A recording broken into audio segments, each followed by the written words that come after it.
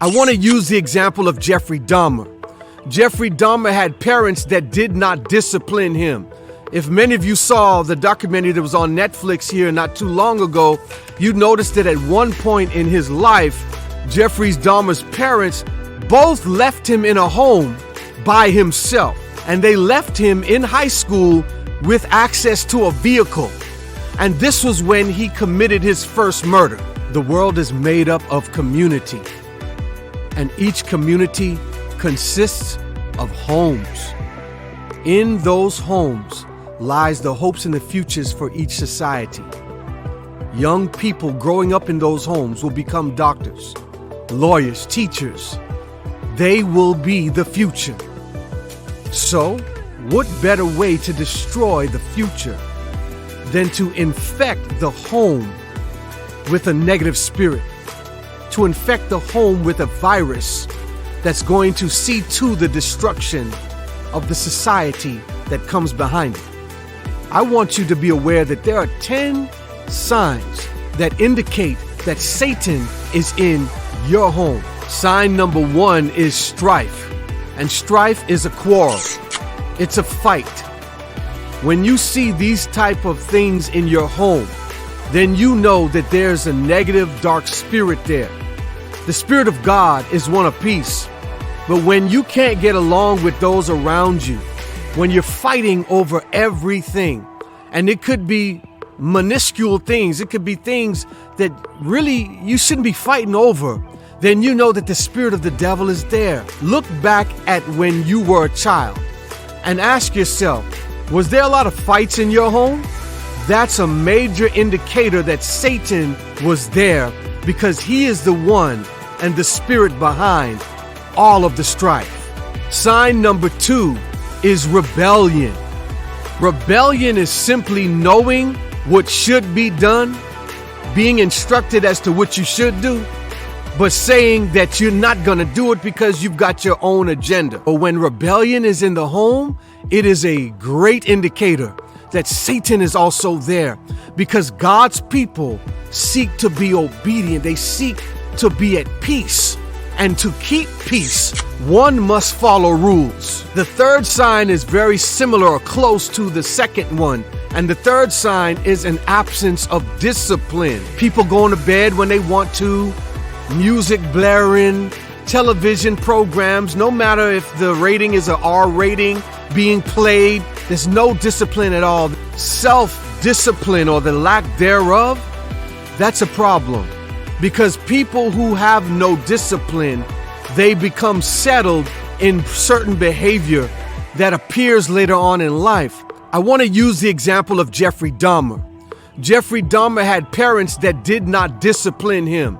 If many of you saw the documentary that was on Netflix here not too long ago, you noticed that at one point in his life, Jeffrey Dahmer's parents both left him in a home by himself. And they left him in high school with access to a vehicle. And this was when he committed his first murder. Sign number 4 that Satan is in your home is anger. And it could be sudden, unprovoked anger, temper tantrums, which stems from people wanting their own way. But unfortunately, when we see a lot of uncontrolled anger in the home, it is an indication that Satan is there. Sign number 5. Wrong activities and items in the home. My mom told me that when she was growing up, certain cousins of hers played with the Ouija board. Certain items in the home are an indication that Satan's in that home. What kind of music are we listening to? What kind of pictures are in our home? What type of artwork? Because Satan is allowed to express himself within a home when certain items are there. Sign number 6 that Satan is in the home is a lack of personal hygiene. The body is the temple of God. In fact, the Bible says that we must present ourselves a living sacrifice. Well, if you don't brush your teeth, if you're not bathing regularly, taking showers often, this is an indication that Satan's in your home. He's in your spirit. He's somewhere close. A Christian is a clean person. Right? Sign number 7 that Satan is in the home is the spirit of bitterness. When you're angry with somebody and you're holding that grudge. Bitterness is a lack of forgiveness.